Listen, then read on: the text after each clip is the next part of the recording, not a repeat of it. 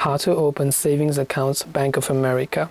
To open up a savings account on Bank of America, simply go to bankofamerica.com. Then this is the kind of interface that you will see. Go to Savings and CDs option. On the right hand side, select the option called Open a Savings Account.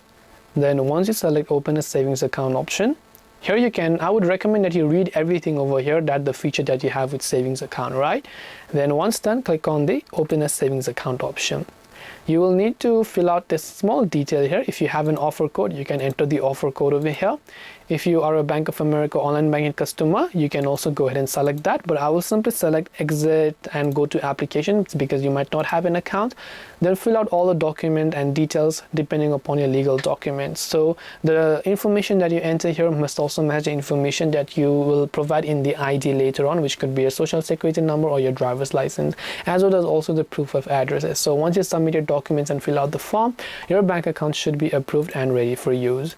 So I hope that this video helped you. If you have got any more questions, feel free to leave them down. Thank you for watching and see you in the next video.